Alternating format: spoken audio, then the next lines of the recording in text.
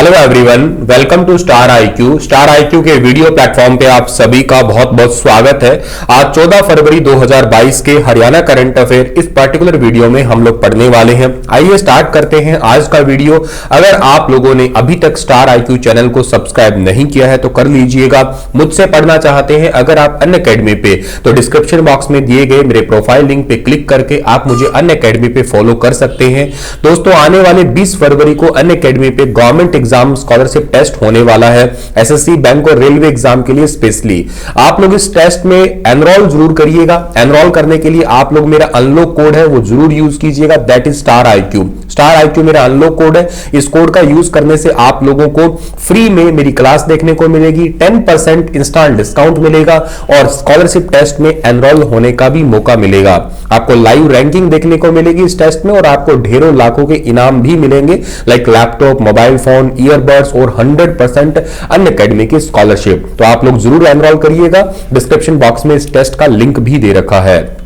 आज का पहला सवाल जाने उससे पहले कल आपसे सवाल पूछा था, उसका सही जवाब क्या होगा कि हरियाणा में कितनी अंत्योदय आहार कैंटीन की शुरुआत की जाएगी। तो हरियाणा के अंतर अंत्योदय आहार जो कैंटीन है इनकी टोटल 100 कैंटीन की शुरुआत की जाएगी, यानी कि ए वाला ऑप्शन इस सवाल का बिल्कुल ठीक रहने वाला है।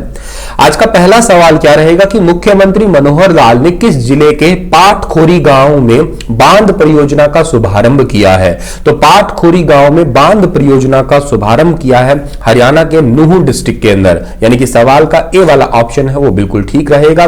जरूरी आंकड़ा है, जरूरी डेटा है, स्क्रीनशॉट ले लीजिएगा या अपने कॉपी पे नोट्स बना लीजिएगा। इनके 9 गांवों की पेयजल व सिंचाई की जरूरतें पूरी होगी इस पाटखोरी में बांध परियोजना से। दूसरा, बांध बनने से 224 हेक्टेयर मीटर जल का संग्रहण होगा। पानी की कमी को दूर करने के लिए 263 करोड़ की रैनी वेल योजना है, उसको स्टार्ट किया जाएगा।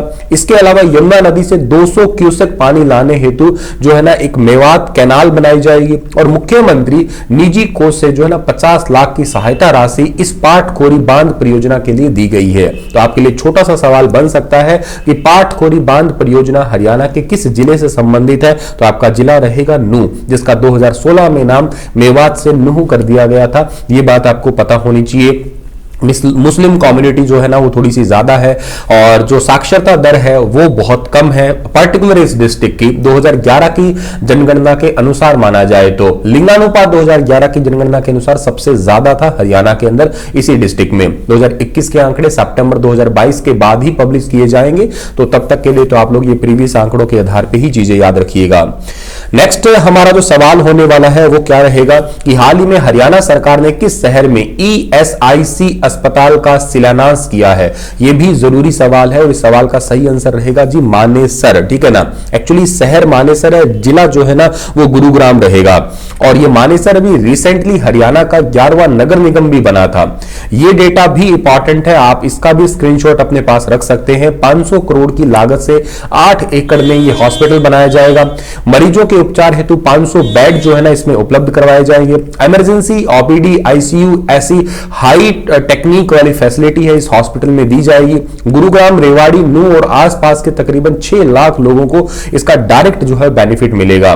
तो ये बात आपको याद रखनी है कि बेहतर स्वास्थ्य सेवा देने के लिए हरियाणा सरकार ने ईएसआईसी हॉस्पिटल जो है ना रिसेंटली गुरुग्राम का जो डिस्ट्रिक्ट है, या गुरुग्राम का सॉरी आपका जो है ना आपका शहर है, डिस्ट्रिक्ट तो नहीं कहूंगा, डिस्ट्रिक्ट तो खुद गुरुग्राम हो गया, गुरुग्राम का शहर है, आईएमटी मानेसर है, वहां पे इसका शिलान्यास किया है। ये बात आपको याद रखनी है।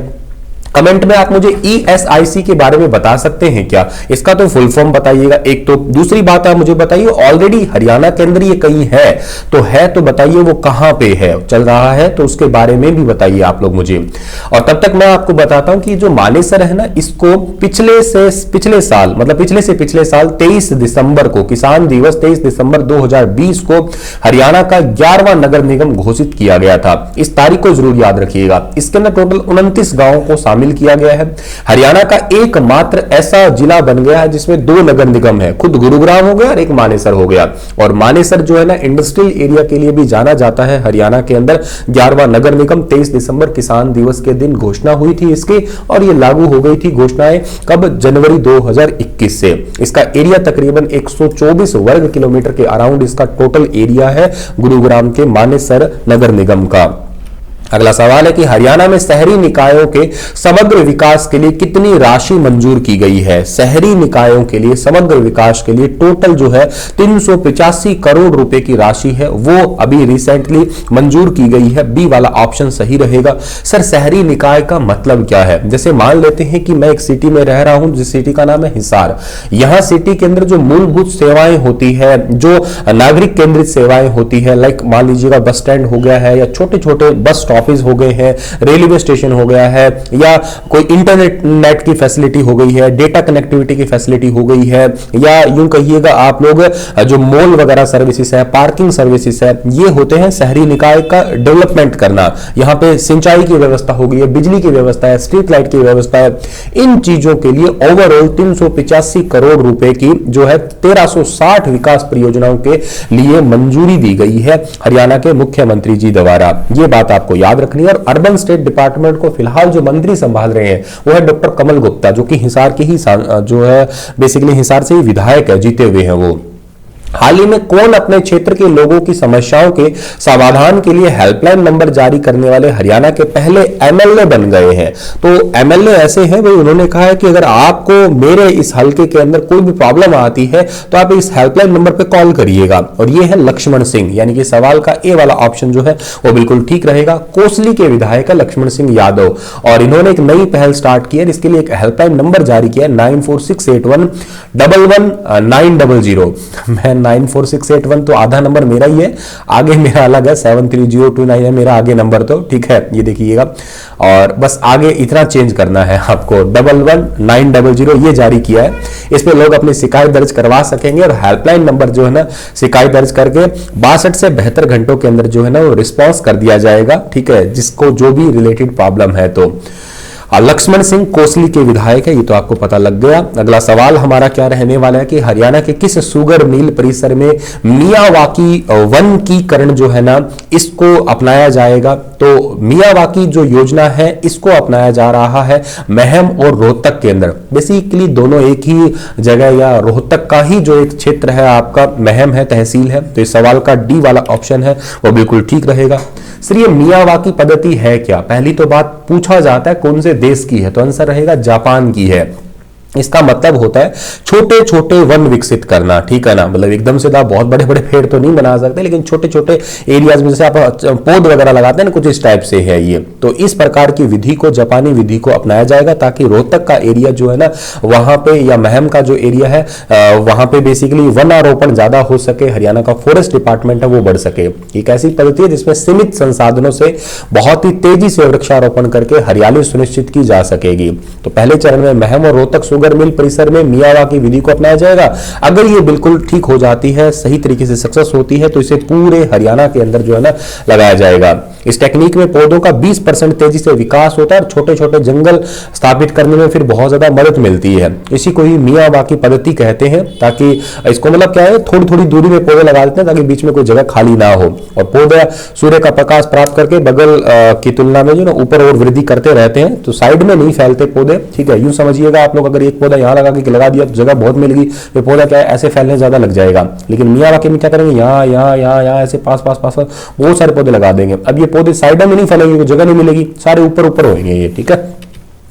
चलिए सर, अगला जो सवाल हमारा आता है कि हाल ही में हरियाणा के किस जिले के नांगल जमालपुर गांव में नॉलेज सेंटर व नवनिर्मित रास्ते का शुभारंभ किया गया है? ये थोड़ा सा जरूरी सवाल है, बहुत ज्यादा चर्चा का सवाल है। इस सवाल का सही आंसर रहने वाला जी रेवाड़ी, यानी कि ए ऑप्शन इस सवाल का ठीक है।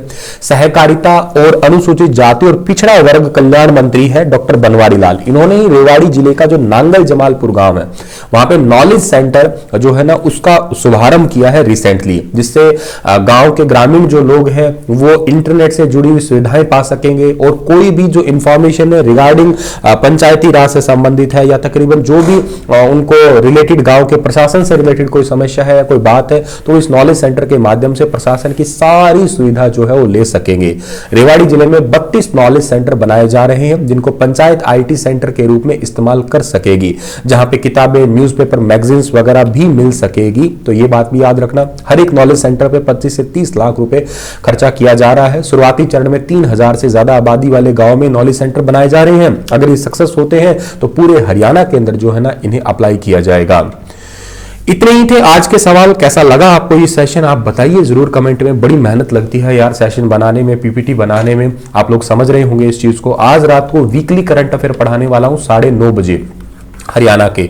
8 तारीख से लेकर और 14 तारीख तक के आपको वीकली हरियाणा करंट अफेयर पढ़ाऊंगा। इससे पहले वीक के करंट अफेयर मैंने पढ़ा दिए थे, आज दूसरे वीक के करंट अफेयर पढ़ाने वाला हूं हरियाणा के। तो आप लाइव जरूर आइएगा रात को 9:30 बजे। 8:30 बजे आप मुझसे बायो पढ़ सकते हैं, रेगुलर क्लास चल ही रही है। और एक सवाल का जवाब दीजिएगा कि हाल ही में किसे महानिदेशक आयुष हरियाणा का कार्यभार सौंपा है? अशोक, सुमित, साकेत, साहिल। बताइए विस्तार से इसके बारे में। कल फिर हाजिर होऊंगा लेटेस्ट अपडेट के साथ में। तब तक अपना ख्याल जरूर रखिएगा। स्टार IQ चैनल को सब्सक्राइब नहीं किया है तो कर लीजिएगा। टेलीग्राम चैनल स्टार IQ है, वहां पे इस लेक्चर का PDF फाइल और मेरे हर लेक्चर का नोटिफिकेशन आपको मिल जाएगा। Thank you so